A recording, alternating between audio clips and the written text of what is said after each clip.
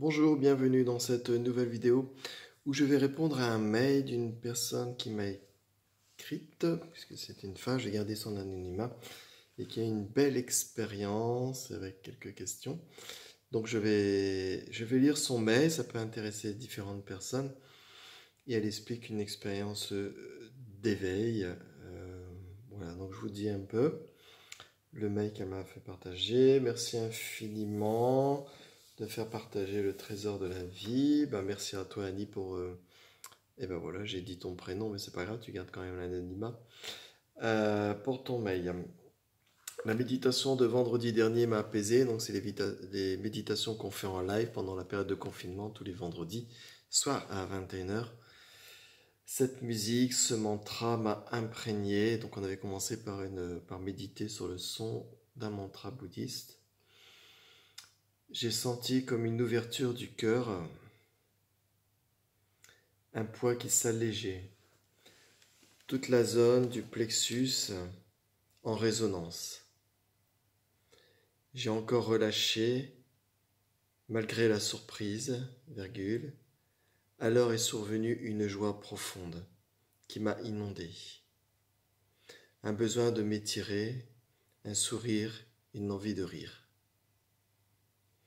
J'ai laissé passer en observant, je retrouvais cette joie que j'avais au fond de moi. Cette énergie vitale et le souffle étaient plus profonds. L'apaisement, point d'exclamation. Donc ça, c'est ce que tu as ressenti au départ de la méditation satsang qu'on a fait le vendredi. Donc il y a comme une sorte d'énergie au niveau du plexus, comme une sorte d'ouverture, comme quelque chose qui se déploie, qui se libère. Donc ça se passe au niveau du cœur. Et donc la, la résonance, le parfum de ce qui émane, c'est toujours une joie. Donc je continue. Une expérience d'éveil, 3 petits points. Lors d'une marche, donc ça c'est un autre moment, je pense peut-être le week-end. Lors d'une marche, pour réchauffer un peu les muscles avant de partir en randonnée dans un beau site montagneux de Haute-Savoie, sur le chemin, j'entendis comme un bourdonnement assourdissant. Je m'approchai sur le bord du rocher, la gorge était profonde. Je distinguais à peine le fil d'eau bouillonnant. Donc on t'imagine au bord tout en haut de la cascade ou au bord de la falaise. Soudain le soupir de la terre, de cette eau, le temps était comme suspendu. Je me sentis comme en transparence. J'étais l'eau, la roche, les arbres, la mousse et cette intensité de la couleur verte de la forêt. Cette couleur reste gravée en moi. On m'appelait, je me suis sorti du rêve. J'ai terminé la descente vers le chalet sans parler, accompagné d'un sentiment étrange. Je commençais à cette époque à appréhender le tai chi, le bouddhisme tibétain, maintenant le qigong. Toutes ces pratiques m'ont aidé à me reconstruire. Le long traitement, des rechutes, etc. Tout va bien. Mais j'ai encore tellement à lâcher, d'apaiser durablement. Pourquoi suis-je toujours indigné par la souffrance du monde? J'ai heureusement compris que je ne pouvais y remédier. Ce but d'apaisement a pris du temps. Alors Bruno, toute ma gratitude. Prenez soin de vous, de vos proches, cordialement, pour le bien-être de tous les êtres. Merci à toi, donc Annie, pour ce mail. Un grand merci pour ton mail, pour le partage d'une expérience ou de 2 expériences. Une première expérience pendant la méditation, d'ouverture, de relâchement, d'apaisement, de joie liée au cœur. Et puis une deuxième expérience lors de ta balade.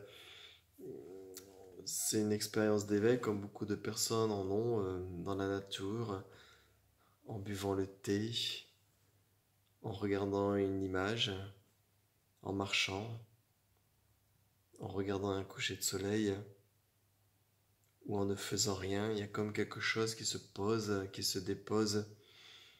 Il y a comme tous nos conditionnements, notre histoire, nos pensées s'arrêtent d'un coup. Et il ne reste que ce qui est, et tu es là. Malgré que tout s'est déposé, tu es là, et tu es présent en chaque chose. Donc oui, c'est une expérience d'éveil. Ton cheminement s'approfondit dans l'expérience d'éveil, et c'est comme l'invitation se fait de plus en plus grande. Ce n'est plus la personne qui cherche, c'est la conscience même qui commence à se percuter d'elle-même dans l'expérience du maintenant. Donc tu dis que quand tu t'es approché pour regarder la cascade tout au fond, l'eau bouillonnante, soudain le soupir de la terre, de cette eau, le temps est comme suspendu. En fait, il n'y a pas de temps. Tu retrouves la réalité dans une sorte d'instantané, comme à la Matrix, où tout se fige. Et toi, tu es ce tout. Il n'y a pas de temps. Et tout est un. Tu es absolument l'ensemble de tout ce qui est. Le temps était comme suspendu. Oui, oui. Et le temps est toujours suspendu. Il n'a pas d'existence propre. Il n'a pas d'existence réelle. C'est-à-dire que tu as un aperçu de la réalité. Et en fait, c'est la réalité qui s'aperçoit d'elle-même. C'est-à-dire la conscience. Je me suis senti comme en transparence. Oui, parce que le corps est transparent. Tout ce que tu vois est transparent. J'étais l'eau, la roche, les arbres, la mousse et cette intensité de la couleur verte de la forêt. Cette couleur reste gravée en moi. Cette expérience est gravée en toi. Cette expérience est comme une... Tu vois la réalité de ce que tu es. À un moment donné, tu vois la source de ce qui est là réellement et ça ne peut pas te quitter. Mais ça reste encore une expérience qui sera certainement suivie par d'autres expériences.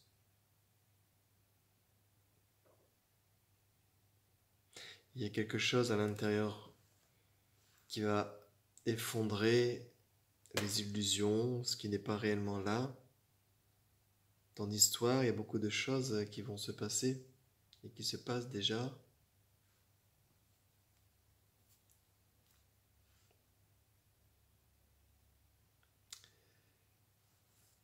Donc tu dis, on m'a appelé, je suis sorti du rêve. Non, on t'a appelé et tu es revenu dans le rêve. C'est l'inverse.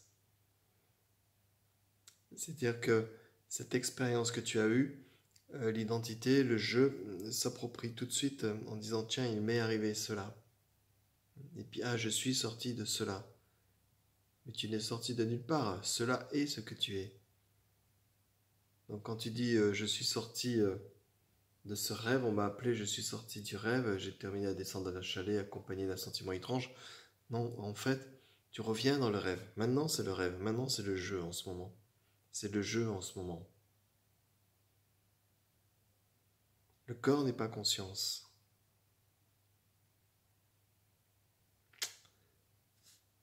Le corps est à l'intérieur de la conscience, mais il n'est pas conscience. Il n'est pas conscient de rien.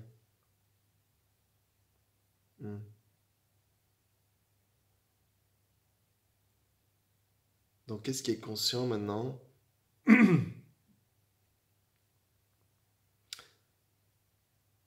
Donc, tout ce que tu perçois, tout ce que les cinq sens indiquent, il y a une magie incroyable dans les cinq sens. Le cerveau va interpréter. Le toucher du doigt, l'ouïe, l'odorat, le goût, etc., etc. Les yeux, le regard, tout ce que tu vois, le cerveau interprète. C'est une interprétation de cette réalité du maintenant. Mais l'interprétation est fausse, elle est voilée. Mais l'interprétation se fait dans la réalité du maintenant. Et la réalité du maintenant, c'est la réalité du maintenant. Il n'y a qu'une seule réalité qui est au-delà des mots, au-delà des concepts, au-delà des expériences que tu fais. Il n'y a pas d'aller-retour.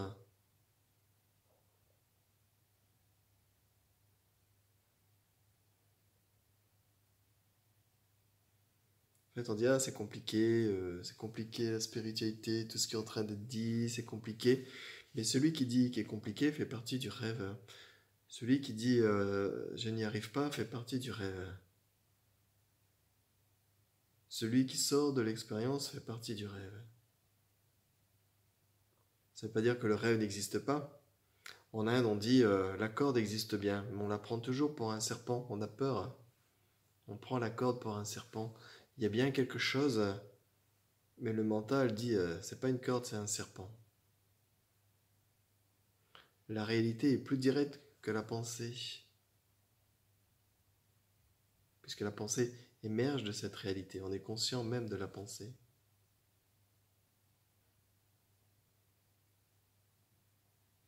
Donc, ta question.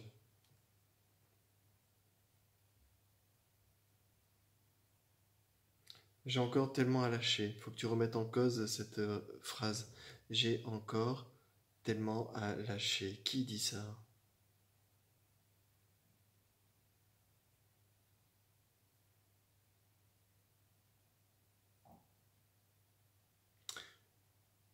Tu as vu, tu t'es vu dans cette expérience.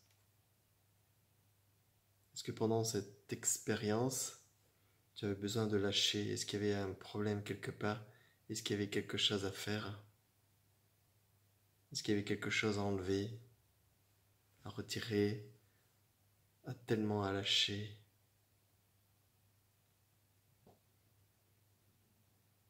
C'est quoi la réalité maintenant? C'est quoi cette réalité maintenant? Pourquoi se casser la tête vers cette réalité maintenant? Parce que l'illusion, c'est le monde du samsara. Le monde du samsara, c'est la souffrance. La souffrance, c'est l'illusion. C'est l'ignorance. C'est croire nos pensées, croire notre histoire. Ça ne veut pas dire refouler tout ça. C'est au contraire le regarder, regarder le jeu.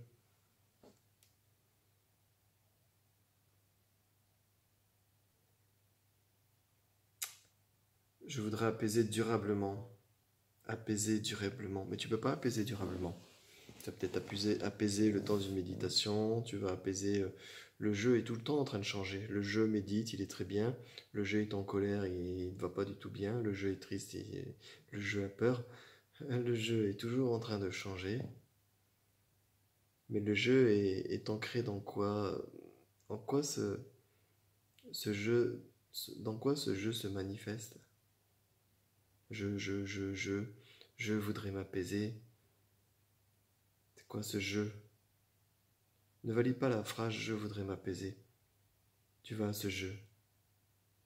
Est-ce qu'il y avait un jeu pendant ton expérience? Est-ce qu'il y avait un jeu quand tu regardais l'eau? Quand la couleur verte a dominé, il y a comme quelque chose de scintillant, de brillant, quelque chose qui domine.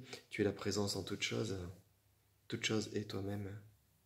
Même dans la physique quantique, on le dit. Même dans la physique quantique, dans les expériences quantiques, on voit que tout est un.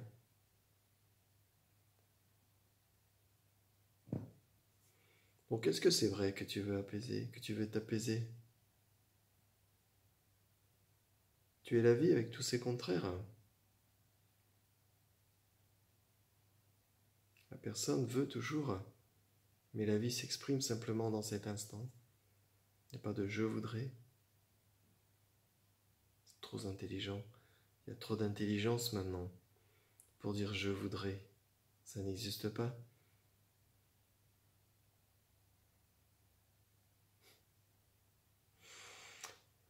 Pourquoi suis-je toujours indigné par la souffrance du monde? Trouve ta souffrance à toi et tu verras que la souffrance du monde, c'est la même chose. Trouve ta propre souffrance. Prouve ta propre souffrance à l'intérieur.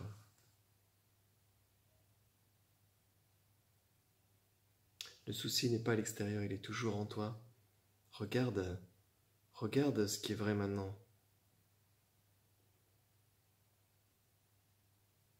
Ce monde existe bien, mais il n'a pas de réalité propre. Ce monde existe bien, mais il n'a pas de réalité propre. Ton jeu, on a l'impression qu'il existe, il y a comme quelque chose de très subtil qui existe, qui nous représente jeu, et après il y a tout le cinéma derrière. Mais le jeu, on a l'impression qu'il existe. En même temps, on n'a pas d'existence propre. Ce jeu est un ensemble d'agrégats, le corps, l'esprit, l'histoire, le conditionnement, l'âge, le temps. Tout ça, c'est ce jeu. Mais il n'est ni le temps, ni l'identité, ni l'histoire, ni ton âge, ni ta personne. Il n'est rien de tout ça. Donc le jeu n'a pas d'existence propre. Donc si ce jeu n'a pas d'existence propre, qui souffre? Je ne dis pas qu'il n'y a pas de souffrance. Je demande qui souffre. C'est ça que les maîtres au Tibet, les moines bouddhistes, les grands yogistes, ceux qui ont des expériences d'éveil, d'illumination, de clairvoyance, il y a comme une étincelle où le jeu disparaît et pourtant on est là. C'est incroyablement beau. Donc je comprends pas, je comprends que tu dis accompagné d'un sentiment étrange quand tu redescends dans la vallée. Tu m'étonnes. On a toujours dit il y a un jeu, qu'est-ce que c'est que ça, monde spirituel, n'importe quoi, pas de corps et pas des... Mais on va pas chercher plus loin. On est dans nos conditionnements, et d'un seul coup, tu as quelque chose qui coupe le jeu à sa racine. Mais le jeu est toujours là, l'histoire est toujours là. Comme dirait Nisargadatta, tant que je suis encombré de ce corps, je fais avec. Mais le corps est une machine incroyable, mais il n'a pas d'existence propre. Donc apaiser, cherche apaiser. Quelle est la cellule du corps qui veut être apaisée? C'est quoi ce jeu qui veut être apaisé? Bien sûr, notre état naturel, le propre de la conscience, c'est l'amour, la paix absolue. Mais c'est sa nature même, elle n'a pas besoin de chercher ça. Quand tu enlèves ce qui est faux, il ne reste que ce qui est vrai. Pourquoi suis-je toujours indigné par la souffrance du monde? Donc voilà, je t'ai répondu. Cherche en toi la souffrance. Regarde la perturbation. Regarde en toi. C'est la souffrance ou c'est l'amour? C'est la souffrance ou c'est l'amour?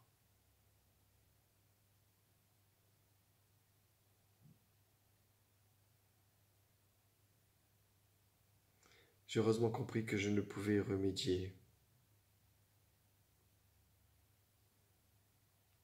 Regarde si c'est vrai.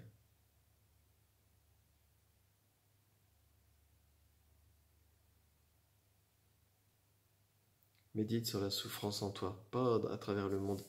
Médite sur la souffrance en toi, comment elle existe, comment elle s'exprime, à quoi elle est attachée, quelle est la partie du corps qui voudrait que le monde soit différent.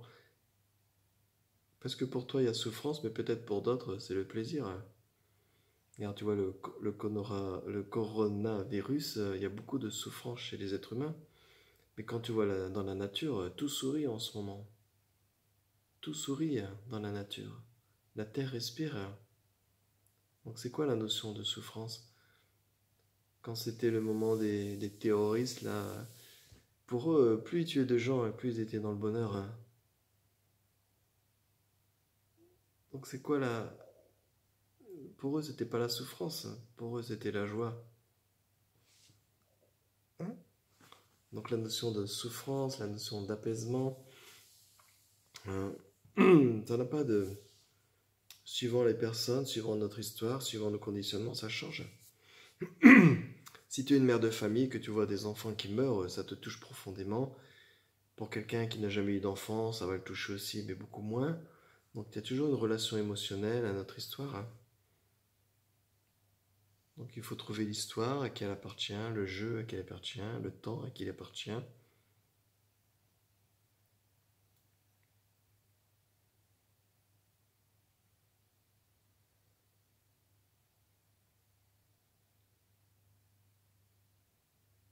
Donc laisse les choses se déployer.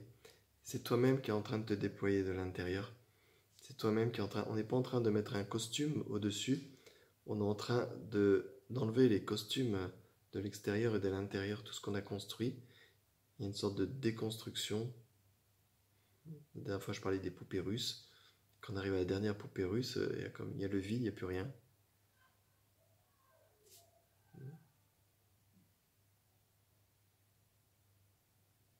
Donc merci pour ton message, Annie.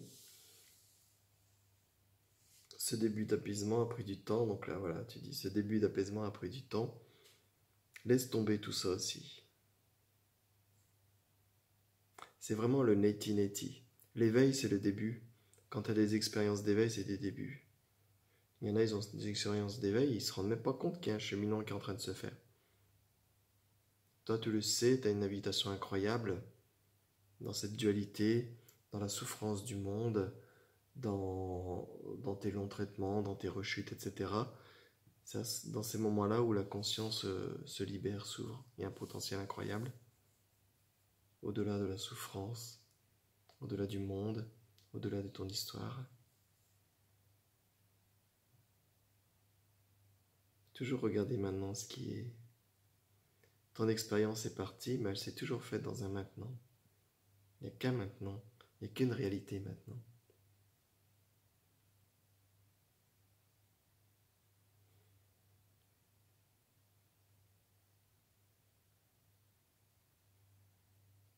Ça n'a besoin de rien.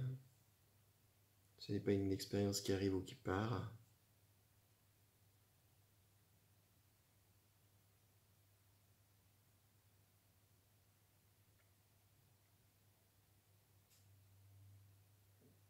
C'est comme une...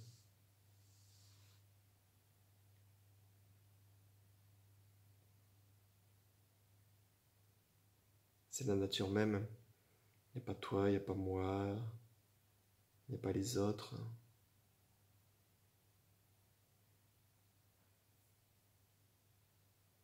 Pourtant, tout est unifié maintenant. Tout est unifié, c'est la même source partout. C'est la même source partout. Toi, le coronavirus, les gens qui souffrent dans les hôpitaux, les familles qui sont en deuil, les enfants qui rient, les oiseaux qui chantent, ta respiration, les naissances, les décès, c'est une seule chose maintenant. Une seule chose maintenant.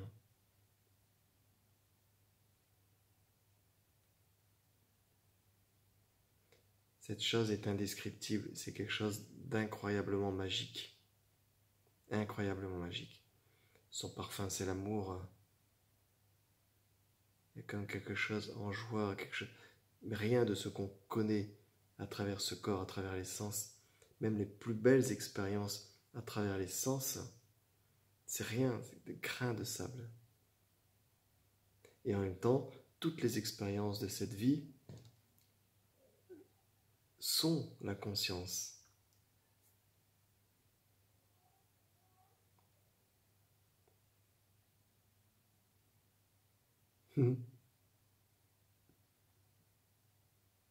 La vie est, tu es la vie. Tu es la vie. Bye bye. Merci à toi. À bientôt peut-être. Peut-être à vendredi. Ciao.